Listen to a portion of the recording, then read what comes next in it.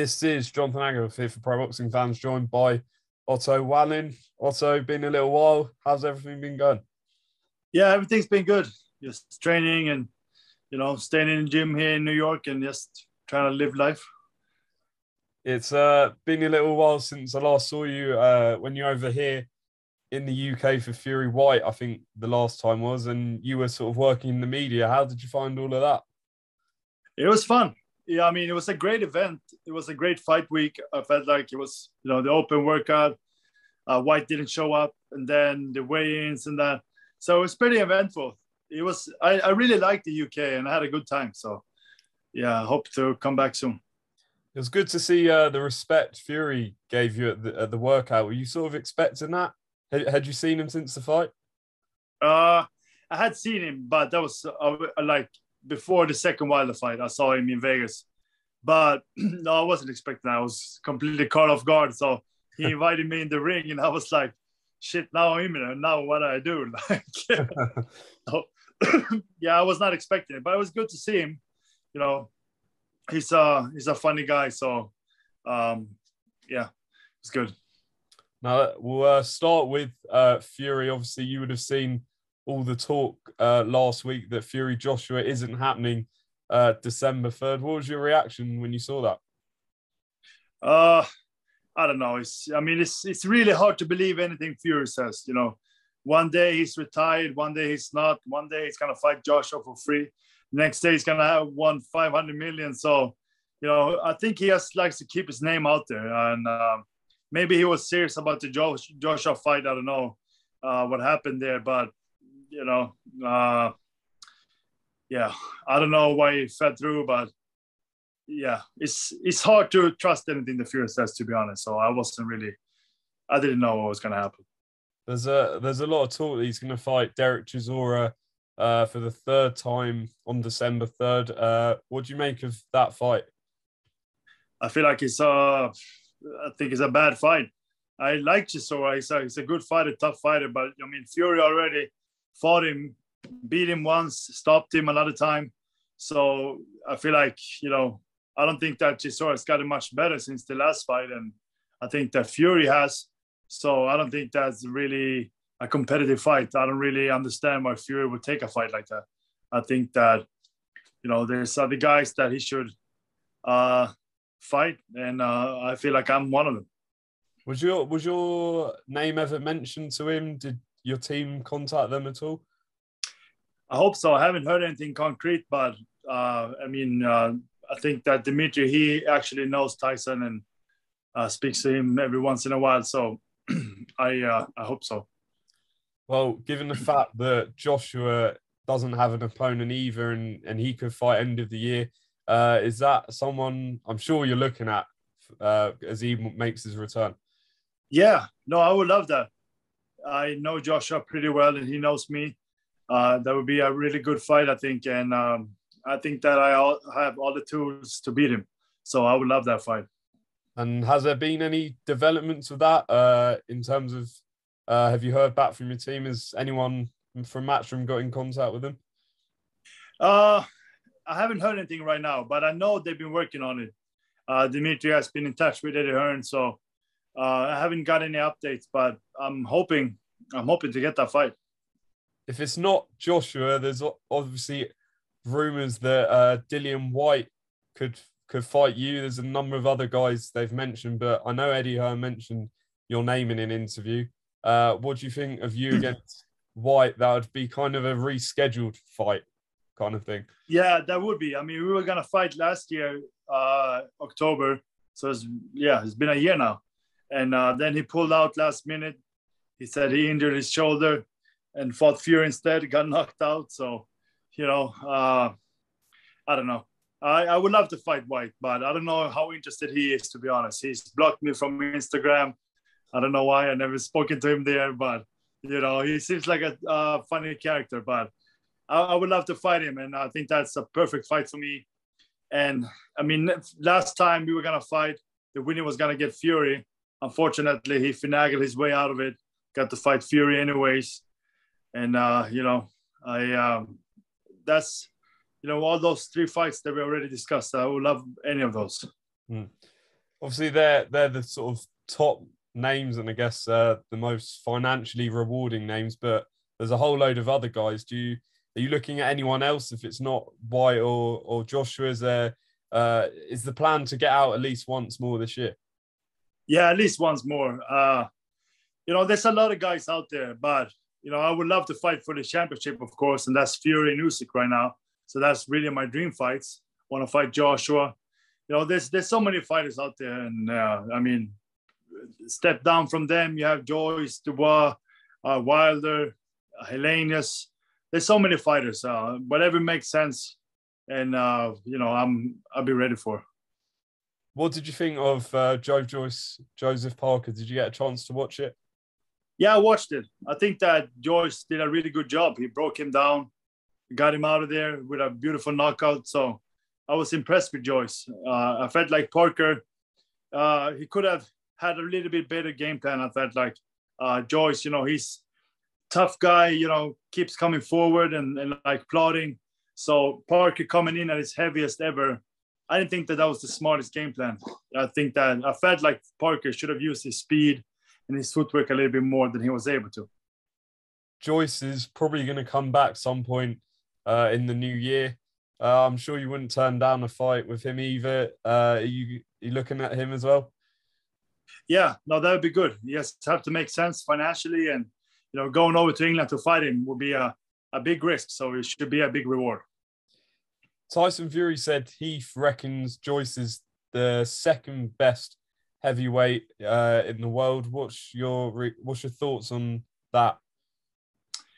I think it's hard to tell right now. I think we need to see a little bit more of him.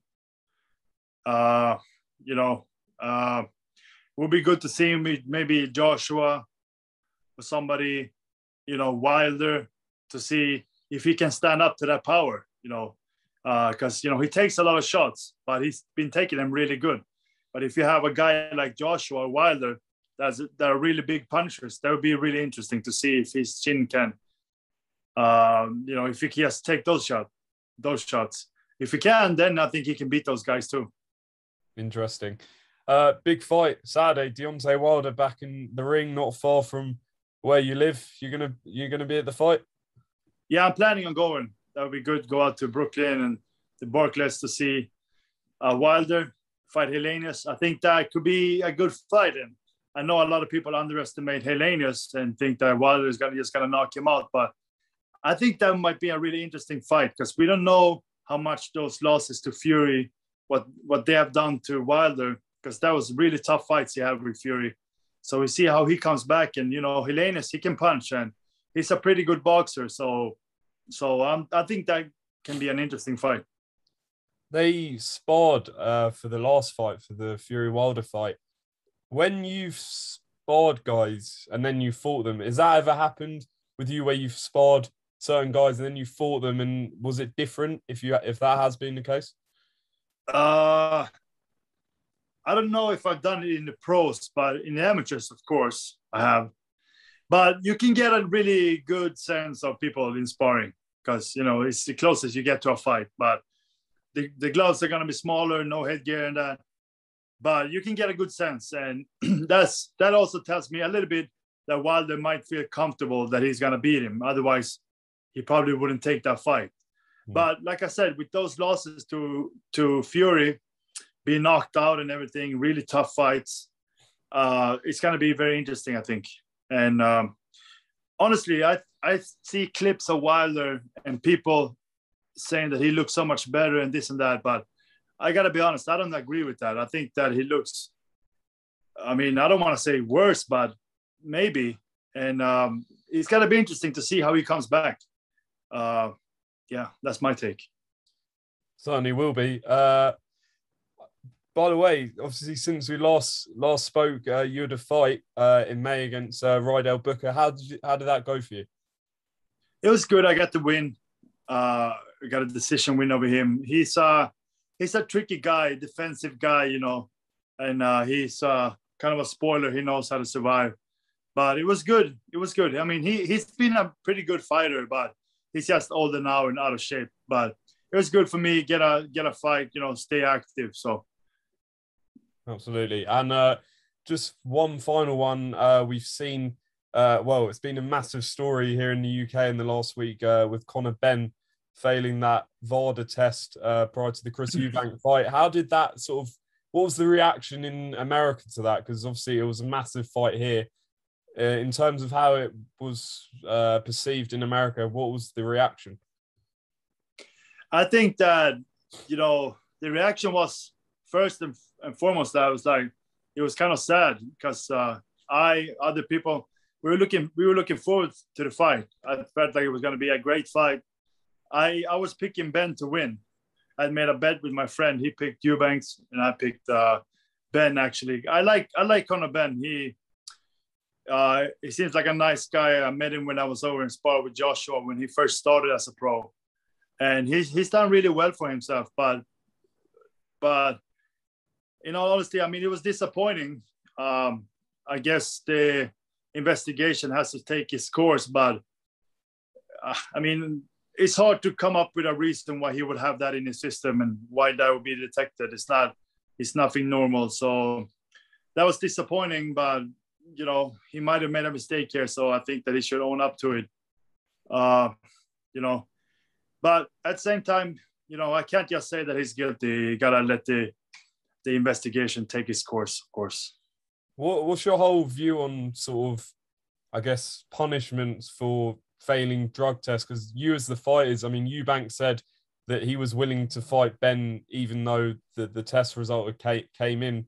If you were maybe in Eubank's position, would you, I guess, as a fighter still have wanted to go ahead? Well, yeah, we are fighters. We want to fight. And I know that Eubanks was going to maybe make, the biggest payday of his career, right? Somebody had mentioned 4 million. I don't know if that's correct or not, but of course, then the fighter is going to still want to fight because we've done the training camp and everything and just feel ready to fight. And, you believe that you can beat this guy whether or not he's on drugs.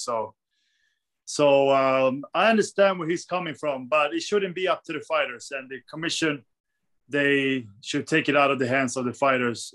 So that's what they did, I guess. And I think that was a good decision to call, to cancel the fight.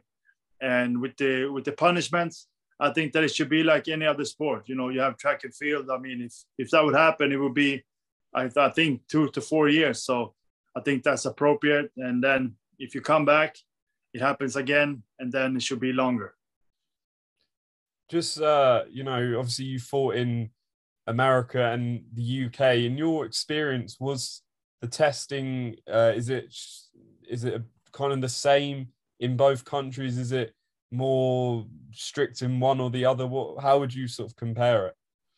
Well, I mean, drug testing in boxing is kind of a joke because we rarely get tested. I'm signed up with the WBC clean boxing program now. I've had one test. That was when I was over for the Fury and Whyte fight. They came over to the hotel, tested me. Other than that, I've used VADA testing for fights with Brazil, Fury, Kaufman, and that.